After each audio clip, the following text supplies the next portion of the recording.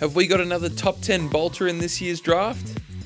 Hey, it's Jordan Keneal here, and we're checking out who stood up in a couple of great NAB League games in Dandenong over the weekend.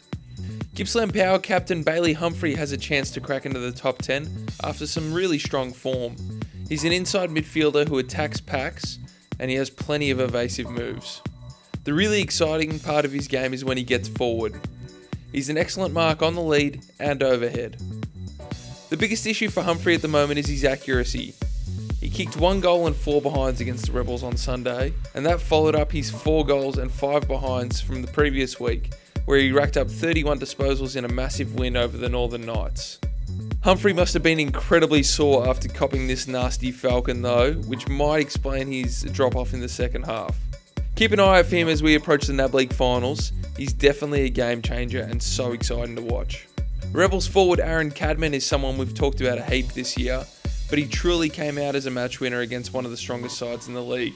He kicked 3 goals and 3 behinds for the game, and he also had a couple of efforts where he kicked it into the man on the mark. But he's clearly so competitive and he has the will to push his side to a win.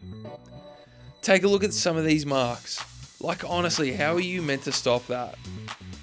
He's really pushed himself into that top rung for me, and you just know what you're going to get with him every week. Hustwaite has had a really consistent year as a taller midfielder, but he's usually been flanked by his contested ball-winning teammates in Jackson Binns and Mitch Sabowski.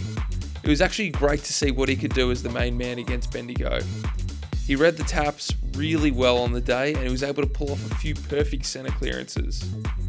He's so sharp with his left foot, and he's got a few evasive spins and steps to his game, so it's actually pretty hard to tackle him, and he's always able to dispose of the ball really well under pressure. Hustwaite's got a really good mix when it comes to his inside and outside game. He's shown he can play as a complementary midfielder, and he's also spent time down back earlier in the year.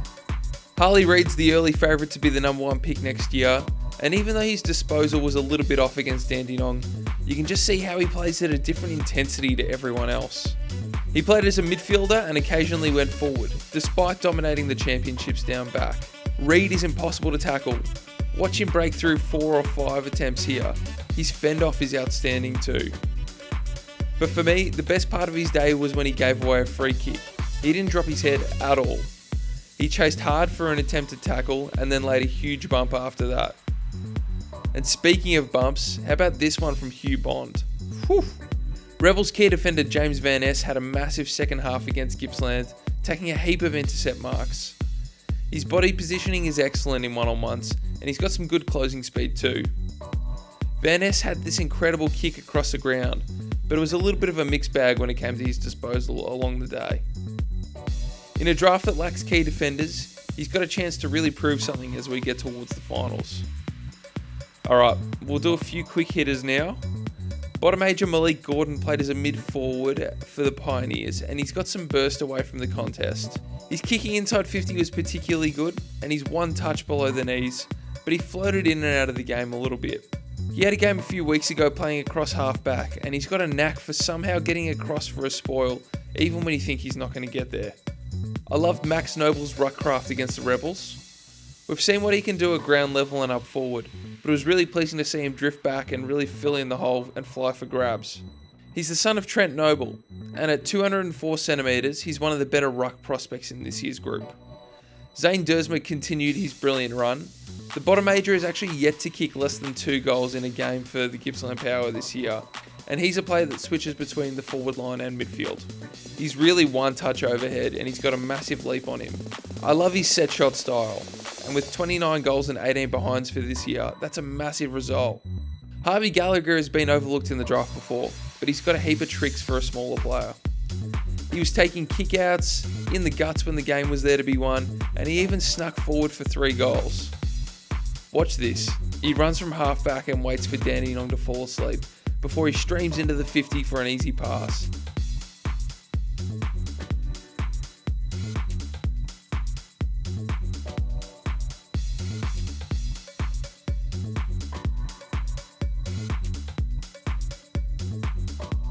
It's just great footy IQ.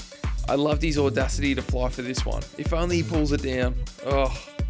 Ziggy Toledo is a taller forward for Dandenong, but his 4 goals were anything but typical. Admittedly, the Bendigo defence had to do way better here, but that's a great finish from him. And his second and third efforts at ground level were excellent. He had a smart moment too, where he faked the set shot and ran around for his fourth goal. Alright, next week we'll be looking towards AFLW Season 7, so make sure you head across to the AFL Women's YouTube for a special edition of the Scouting Report. We'll catch you then.